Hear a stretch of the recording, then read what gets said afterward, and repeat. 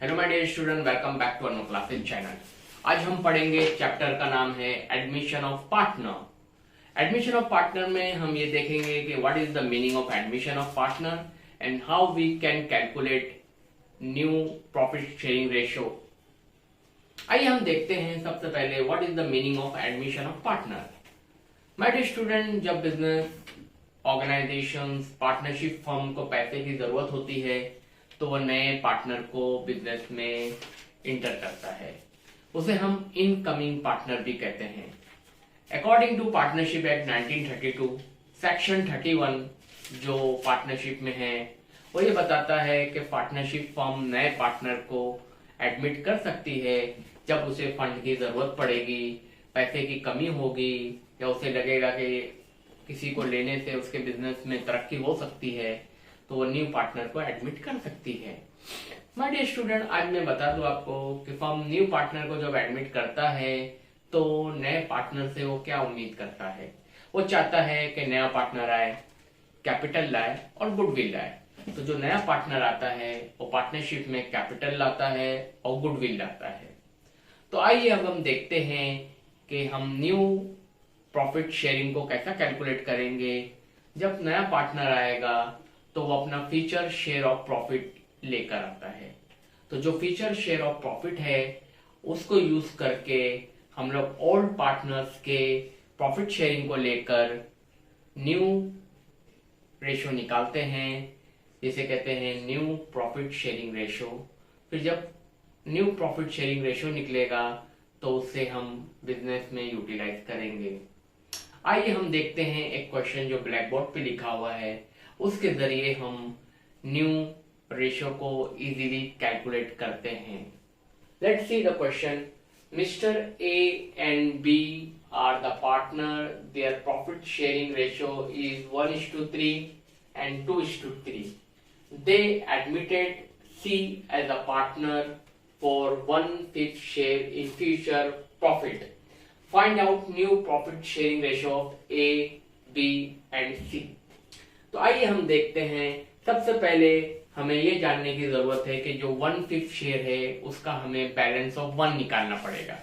यानी अगर आपको दिया हुआ है 1/5 तो उसको 5 से माइनस करना पड़ेगा, तो आपका आ जाएगा 4/5। जैसा कि इधर दिया गया है balance of 1, 5 - 1/5 equal to 4/5। This is the balance of 1।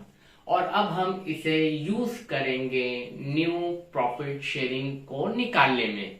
आइए देखिए जनाब किस तरह इसको न्यू प्रॉफिट शेयरिंग को निकालने में यूज किया जाता है। जैसा कि ए और बी का जो रेशियो है 1/3 एंड 2:3, तो हम यहाँ रखेंगे ए में 1/3, बी में रखेंगे 2/3 और जो हमारा बैलेंस ऑफ 1 आया 4/5 हम उसको यहाँ रख देंगे।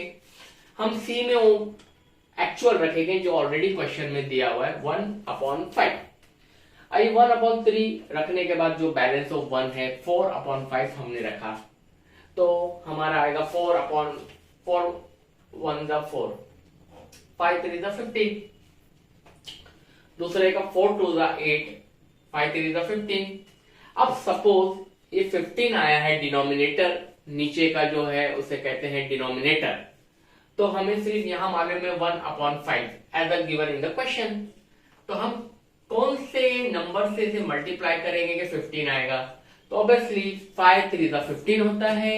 तो माय डियर स्टूडेंट हम लोग नीचे 3 ले लेंगे और एज जो नीचे 3 लिए हैं वो भी वैसा ही एज इट इज 3 ऊपर लेंगे। तो 3 1 3, 5 3 15। अब हमारे डिनोमिनेटर सब सेम हो गए 15 15 15। अभी हमारा आ गया 4/15, 8/15, 3/15। लेकिन हम देख रहे हैं यहाँ पे ये डिविजिबल नहीं है, ये कटता नहीं है, तो हम एज इट इज ले लेंगे रेशो के तौर पे 4 8 3। तो हमारा न्यू प्रॉफिट शेयरिंग रेशो 4 8 3 हो जाएगा। तो माय डियर स्टूडेंट, ये प्रॉफिट शेयरिंग रेशो निकालना बहुत इजी है, इसको आप आसानी से निकाल सकते हैं। आपको मैं ओरली निकालना सिखाता हूं। जैसा कि ए और बी है उनका ऑलरेडी प्रॉफिट शेयरिंग रेशियो दिया हुआ है क्वेश्चन में, ओल्ड रेशियो जिसे कहते हैं 1 2:3 एंड 2:3। अब जब सी को एडमिट किए तो उसका share, future share of profit 1/5 है।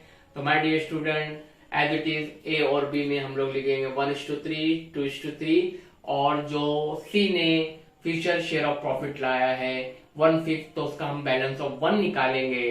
तो माय डियर स्टूडेंट आ जाएगा 4/5। तो हम लोग ए और बी में 4/5 को एज इट इज रख देंगे जैसा कि हमने कैलकुलेट किया है। तो जब हम निकालेंगे तो 4 1 4, 5 3 15 हो जाएगा, फिर 2 4 8 हो जाएगा, 5 3 15 हो गया।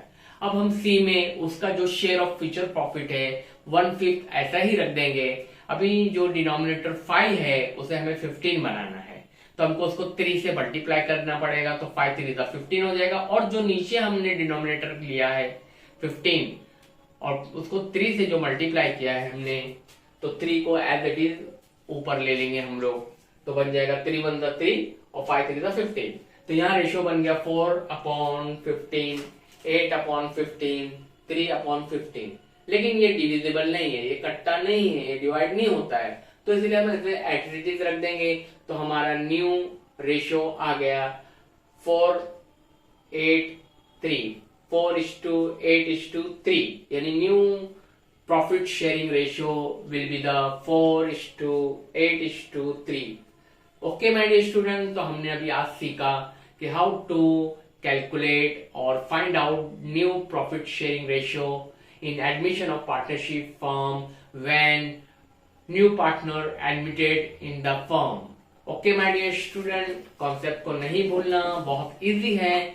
नेक्स्ट लेक्चर में हम लोग सीखेंगे सैक्रिफाइसिंग रेशियो। ओके, आप मेरे इस लेक्चर को एकदम आसानी से देख लीजिए, तो आपको new profit sharing ratio in partnership firm में आपको निकालने आ जाएगा। और एक चीज और मैं बताता हूं my dear student, new ratio की रिक्वायरमेंट कब पड़ती है? जब आप एडमिशन ऑफ पार्टनरशिप करते हैं तो न्यू पार्टनर्स शेयरिंग रेशियो क्यों निकालना पड़ता है, न्यू रेशियो की क्यों रिक्वायरमेंट पड़ती है? जब सवाल में आपको एडजस्टेड कैपिटल बोलता है या फिर गुडविल रिटर्न ऑफ बोलता है, तो इस सूरत हाल में, इस कंडीशन में, इस परिस्थिति में आपको न्यू रेशियो निकालना पड़ेगा। तो इसलिए my dear student, you need to calculate new ratio only in two condition. One is when in the question is given adjusted capital and second is the goodwill is written off. तो इसलिए आपको new ratio निकालना सीखना बहुत जरूरी है। अगर आप न्यू रेशियो नहीं निकालना सीखोगे तो आप सम नहीं कर सकते। आइए मैं आपको एक चीज और बता दूं कि बैलेंस ऑफ वन किसे कहते हैं। बैलेंस ऑफ वन में आपको कुछ नहीं करना है, जितना पार्टनर का फ्यूचर शेयर ऑफ प्रॉफिट है, जो नया पार्टनर एडमिट हुआ है, उसमें से जो नीचे का डिनोमिनेटर है उसे माइनस कर दो ऊपर से नॉमिनेटर से, तो आपका बैलेंस ऑफ 1 आ जाएगा और आप ओल्ड पार्टनर में उसको यूज करो। न्यू पार्टनर में एज इट इज जो शेयर ऑफ फ्यूचर रखा हुआ है पार्टनर का वो ले लो, तो आपका न्यू शेयरिंग रेशियो आ जाएगा। घबराने की जरूरत नहीं है। लेक्चर को आपको समझ में आ गया होगा, और आराम से सुन लेना, इसको राइट डाउन कर लेना और ये एग्जाम्पल को एक बार सॉल्व कर लेना, तो आपका हो जाएगा काम इजी। और नेक्स्ट लेक्चर के लिए रेडी रहिए, हम उसमें सैक्रिफाइसिंग रेशियो सीखेंगे। और लेक्चर को, चैनल को सब्सक्राइब कीजिए, लाइक कीजिए, शेयर कीजिए, कमेंट कीजिए। ओके।